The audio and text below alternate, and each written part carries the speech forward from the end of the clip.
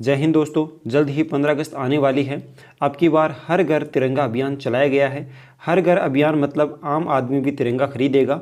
तो तिरंगे के बारे में जानकारी होनी भी ज़रूरी है कि तिरंगा फहराने के क्या क्या नियम है। अगर हम तिरंगे का अपमान करते हैं तो क्या क्या सज़ा का प्रावधान है। इस वीडियो हम यही देखेंगे कि तिरंगा फहराने के क्या नियम कानून कायदे हैं। तो चलिए आज का वीडियो शुरू करते हैं। देखिए फ्रेंड्स, सबसे पहले तिरंगे की लंबाई और चौड़ाई की बात करें तो इसका अनुपात 3:2 होता है। तो तिरंगे की लंबाई और चौड़ाई का जो अनुपात होता है वो होता है 3:2। लेकिन भारत में 3 जगह ऐसी है जहां तिरंगे का अनुपात 21:14 होता है। अब वो कौन कौन सी जगह हैं, जिसमें से पहली जगह आती है नारकोंडा का किला जो कर्नाटक में पड़ता है। दूसरा जो किला पड़ता है उसका नाम है पन्हा का किला, महाराष्ट्र में पड़ता है। तीसरा जो किला है उसका नाम है ग्वालियर का किला जो मध्य प्रदेश में है। इन 3 जगह पर जो तिरंगे की लंबाई और चौड़ाई का जो अनुपात होता है वो होता है 21:14। बाकी पूरे भारत में तिरंगे की लंबाई और चौड़ाई का जो अनुपात रहता है वो अनुपात रहता है 3:2।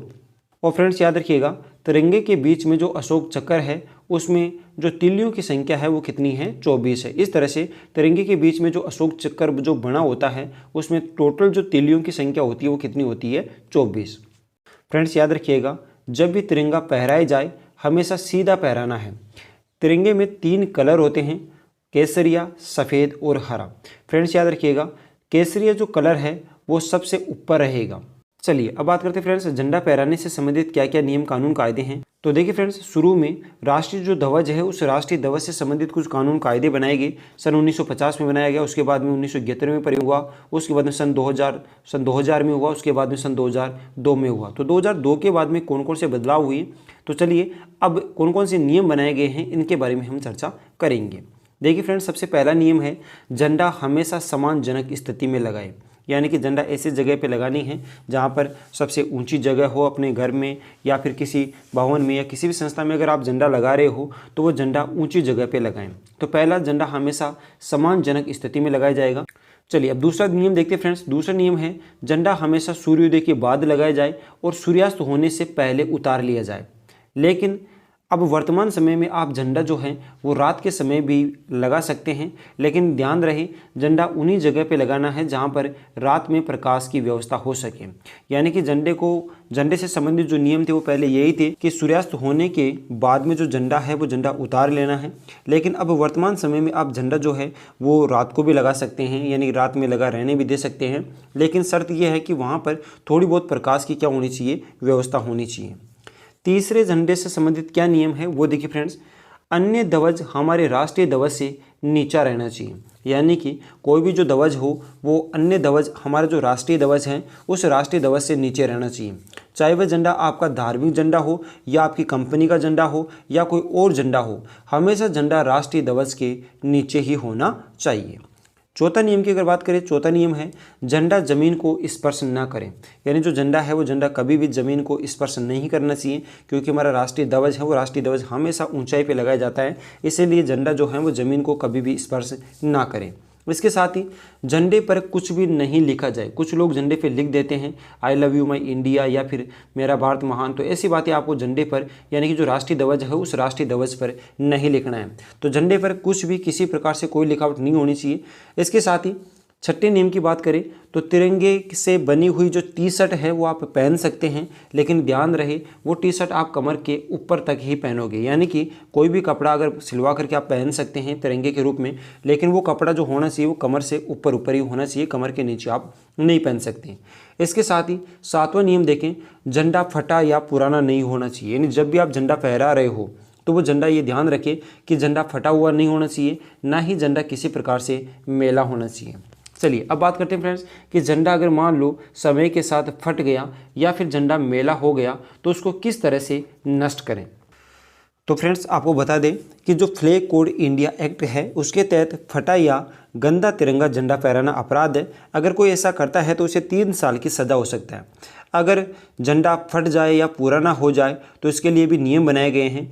फ्लैग कोड ऑफ इंडिया के तहत फटे या पुराने जो झंडे हैं उसको एकांत में जला देना चाहिए या किसी दूसरे तरीके से नष्ट कर देना चाहिए, ताकि जो तिरंगा है उस तिरंगे की गरिमा बनी रहे, या फिर जो तिरंगा है उस तिरंगे झंडे को पवित्र नदी में जल समाधि भी दी जा सकती है, यानी कि नदी में बहा देना चाहिए। तो इस तरह से फ्रेंड्स, अगर आपका जो झंडा है वो फट जाता है या पुराना हो जाता है या मैला हो जाता है और उसको आप नष्ट करना चाहते हैं, तो उस झंडे को आप ऐसी जगह पे नष्ट करें जहाँ पर कोई भी सार्वजनिक जगह न हो, यानी एकांत में आप उस झंडे को नष्ट कर सकते हैं। चलिए 8वां नियम देखते हैं फ्रेंड्स, तिरंगे से संबंधित क्या नियम है।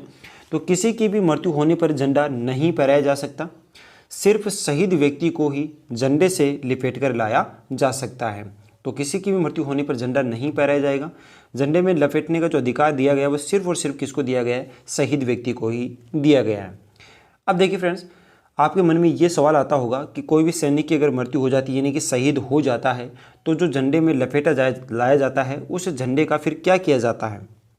तो देखिए फ्रेंड्स, आपने कई बार देखा होगा कि जब कोई सैनिक शहीद हो जाता है तो उसके पार्थिव शरीर झंडे को चढ़ाया जाता है, लेकिन आप ये नहीं जानते कि बाद में उस तिरंगे झंडे का क्या किया जाता है। तो आपको बता दें कि शहीदों के पार्थिव शरीर से उतारे गए झंडे को भी गोपनीय तरीके से सम्मान के साथ जला दिया जाता है या फिर नदी में जल समाधि दे दी जाती है।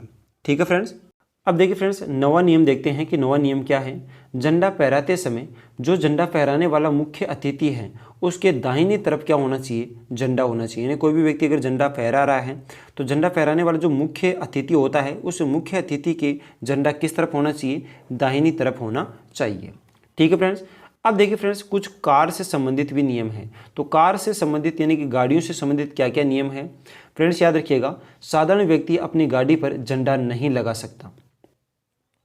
तो अब आप कहोगे कि झंडा कौन लगा सकता है। तो देखिए फ्रेंड्स, अपनी कार पर जो झंडा लगा सकता है वो लगा सकता है राष्ट्रपति, उपराष्ट्रपति, स्पीकर, सुप्रीम कोर्ट का मुख्य न्यायाधीश, लोकसभा का स्पीकर आदि। जबकि विधायक और एमपी भी अपनी कार पर झंडा नहीं फहरा सकते। तो सिर्फ और सिर्फ अपनी कार पर झंडा लगाने का जो अधिकार है वो है राष्ट्रपति, उपराष्ट्रपति, स्पीकर, सुप्रीम कोर्ट का मुख्य न्यायाधीश, लोकसभा का स्पीकर आदि को ही है जो अपनी कार पर झंडा फहरा सकते हैं, यानी कि झंडा लगा सकते हैं। जबकि जो अन्य हैं, विधायक हैं, एमपी है, इनको अपनी कार पर झंडा लगाने का अधिकार नहीं है।